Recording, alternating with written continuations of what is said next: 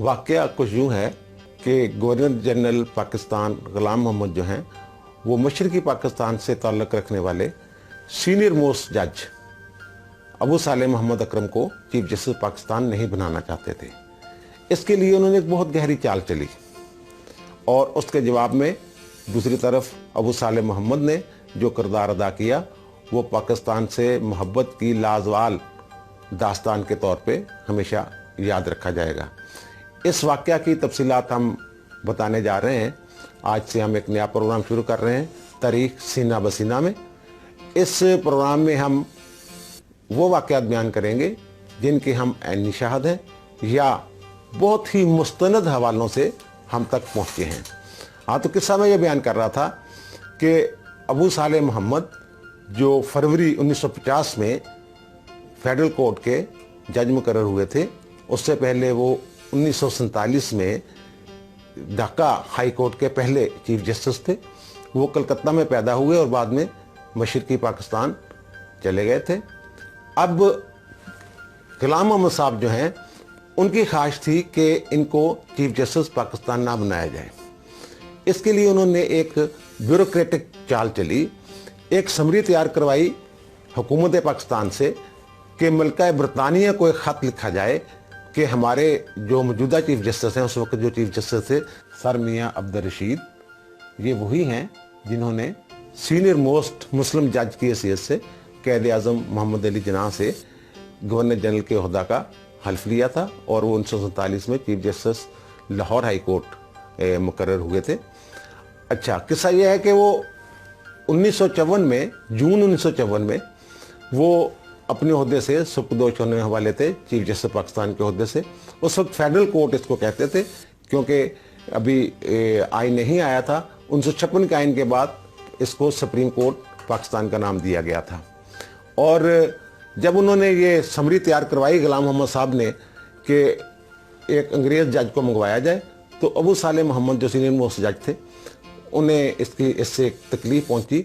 उन्हें इस बात से तकलीफ नहीं पहुंची थी कि उन्हें चीफ जस्टिस पाकिस्तान नहीं बनाया जा रहा, बल्कि उनकी तकलीफ की नौयत बहुत मुख्तलफ थी। उन्होंने जाके ये रिक्वेस्ट की गवर्नर जनरल से कि आप ये नाकाम ना करें, आज़ादी बहुत मुश्किल से मिली है, एक अंग्रेज़ जज की गुलामी में अदलिया को दोबारा ना दें। अगर आपको मेरी ज़ात से कुछ मसला है तो मैं दस्तबरदार होता हूँ चीफ जस्टिस के ओहदे से, और आप मुझे ये ना बनाए, मैं लिख के देने के लिए तैयार हूँ कि मैं चीफ जस्टिस पाकिस्तान नहीं बनना चाहता। आप जिसको चाहते हैं उन्हें चीफ जस्टिस पाकिस्तान मुकर्रर कर दें।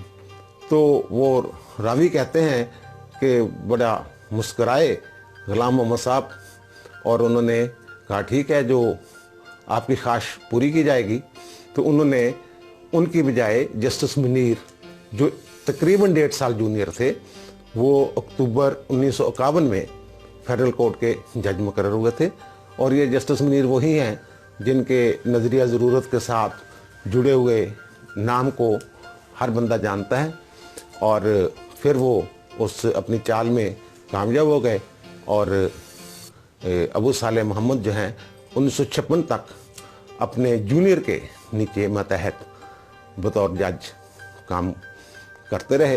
ये अबू सालेह मोहम्मद मुझे आज इसलिए याद आए कि जब भी दिसंबर आता है सकूत ढाका के ज़ख्म जो हैं वो हरे हो जाते हैं। और अबू सालेह मोहम्मद जैसे लोग जब मुझे याद आते हैं तो मेरी आंखें उनके एहतराम और मोहब्बत में झुक जाती हैं। ये वो लोग थे जो पाकिस्तान से उससे ज़्यादा मोहब्बत करते थे जिसका दावा हम करते हैं।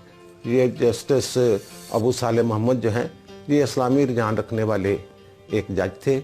इसीलिए जब पहली इस्लामी नज़रियाती कौंसिल 1962 में कायम की गई तो उन्हें इसका चेयरमैन मुकर्रर किया गया और 1964 तक वो इस ओहदे पर कायम रहे।